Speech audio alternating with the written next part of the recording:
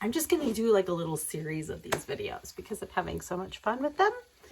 Somehow it's making me feel really connected to you guys by doing them, being my first solo holiday season in a very, very long time. And so one of my friends, well, business associates really, who's been through what I've been through or something similar, she said the best thing she ever did for herself during her first solo holiday season was to keep herself busy. And so I'm trying to do that. So one thing I've always done at Thanksgiving time, kind of actually the only time of the year, was to make my grandmother's sauce, because it takes 3 days of babysitting the sauce, and it was the only time I could get time away from work to do it.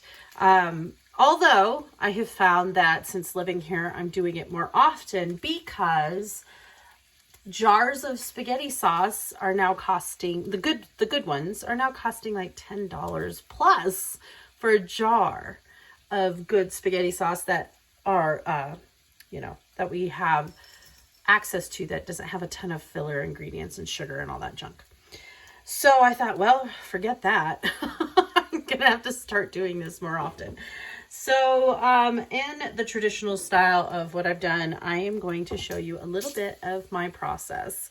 I can't say that it's perfect, but I can say it gets pretty darn close to what I grew up with Grandma Bender. And I know that, or Big Red as she was known, I do everything by sight, smell, and taste. When I would sit there at her kitchen table as a child for hours on end as she would babysit me, that was what she taught me. And so it's a little this, little that, and you kind of go along. My dad has perfected the measurements of 3, and he's pretty right on with that. But I find that I don't need as much as that is concerned. So day 1 is just putting the sauce together and getting it up to temp, and then I'm going to make my meatball mixture to stay overnight so the flavors can marry. So I make my meatballs tomorrow and add those. Actually, I add those at the last day, but you want them to sit and marinate that meat mixture for a day or 2, or even 3. And so I'm not going to add them, but I am going to make up the mix today. So I like to use, I'm just going to use the tomato sauce. One key when I do this is that you always use a wooden spoon. This was something that she drilled into me. You never use a metal spoon.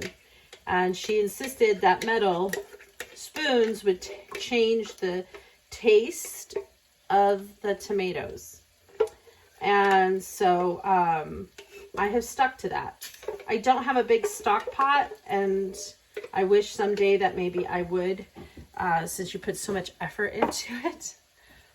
But we're going to put our sauce in first, and then I will add our whole tomatoes and tomato paste and water, because throughout the 3 days, you're constantly adding water as it cooks down and intensifies in taste.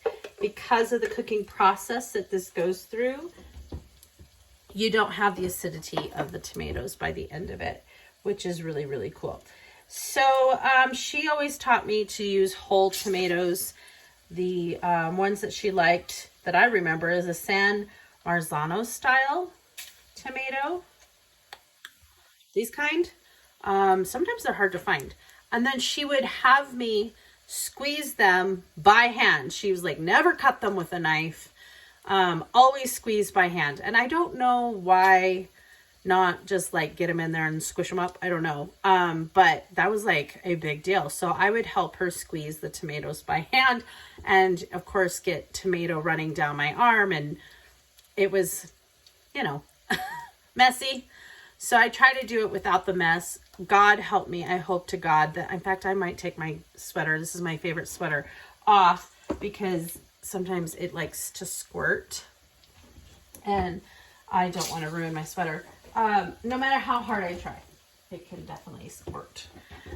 But so you just take your whole tomato out and you squeeze it in. and kind of get the flesh broken up with your hand. And it's a process. They're very soft. You don't need a lot of pressure to get it done properly. These are, I've noticed when I've done it when I haven't had access to this style of tomato, you'll have a lot more seeds with other types of whole tomatoes, and they won't be as soft. Like, they'll have a lot more grain to it. That's just what I've noticed. And then, of course, you pour in all the juices. And, ooh, see, that one did a little squish, squirt, squirt, all that stuff. I try to get it into my pot, and I do all this before I get it on the heat, so that way I'm not dealing with hot liquids. Ooh. I don't know. I mean, I'm gonna use both cans, but honestly, I think I probably could have been good with one can of this. But with all the cooking, it all boils down anyway. I'm sure, Ema, you remember all of this, and you probably could even give me tips because you did this a lot for our father. And Grandma always said you did a really good job compared to all the other. We won't let this video out, but her word on the street was that you did the best job amongst all the Bender women. Ha! Oop! See, we're getting a little excited here. These tomatoes are starting to spit back a little here. Come on, I don't need it all over me. This is a slow process, and you always use your clean hands to do it. Okay, we're almost done. And then we will add our water and slowly add our tomato paste. The tomato paste, she would put in a little bit at a time throughout the cooking process to add the richness of the tomato paste. And then she would keep one of these jars as the jar to hold her spoon. So I'm going to rinse my hand.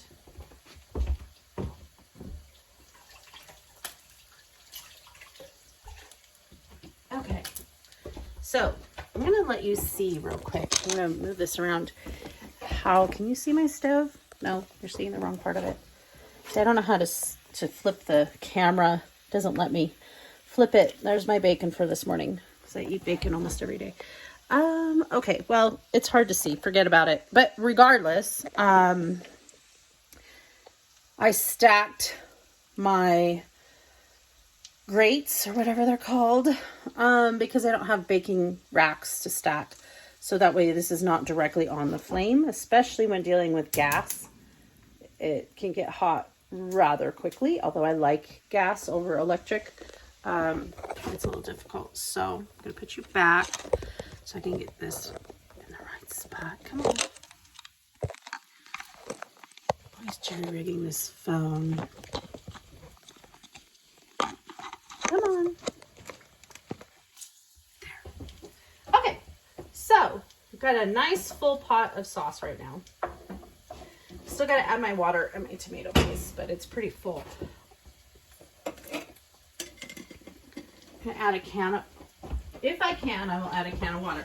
This will cook down, so if I can't, it will get better.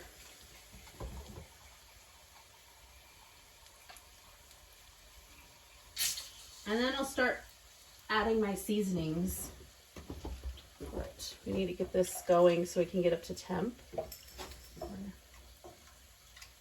Yep, about 1 can of water is all that will fit for now, which is a good start.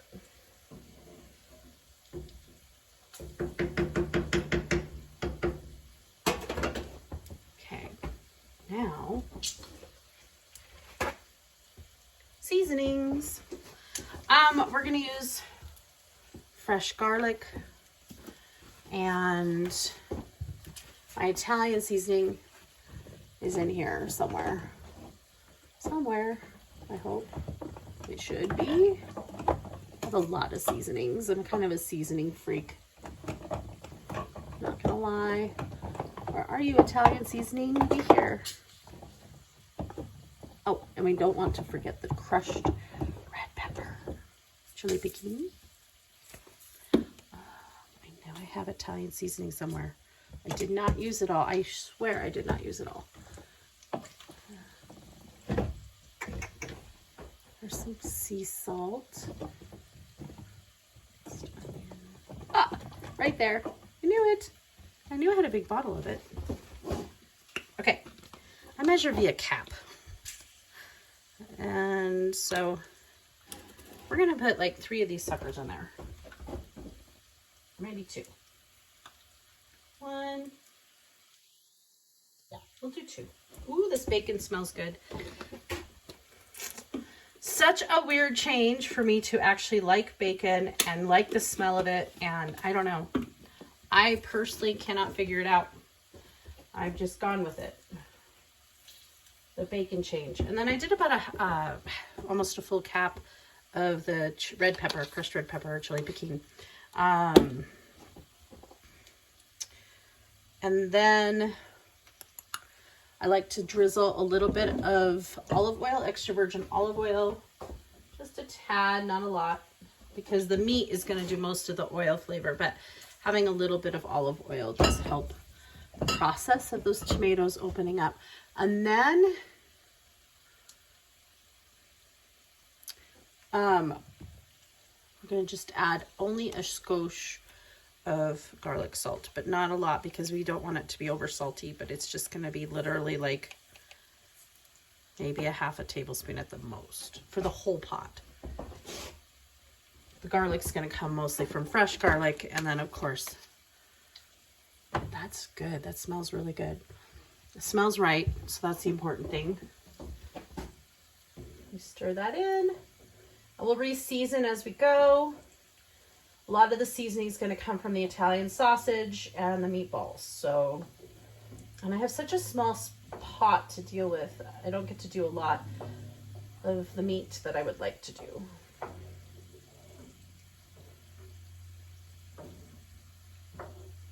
But we stir that in, let it go. What she used to tell me is that you want the heat. You never want to boil a tomato sauce. You always want to have it have what she called angel kisses. So they're like little bubbles. So, and she'd call that angel kisses. I remember that distinctly. So you always want to have your sauce. That's how you know it's at the right temp, is if you get angel kisses. You never want it to stick on the bottom. You never want it to boil. So that was like the big key there. And I will do another video as we go along so you guys can see the process. But basically, this is the beginning. And this is day 1. And I still need to add some tomato paste to it. But I'm going to let it get going first before I add my tomato paste, because I'll want to water it down again. And you'll see that it just shrinks, and then you add more water to get it back up to the point that it needs to be, which is just below the 2 knuckles of where the stock pot holds. So that's what I was always taught, was to keep it to right at the 2 knuckles. So anyway, fond memories. And we'll just see how this goes.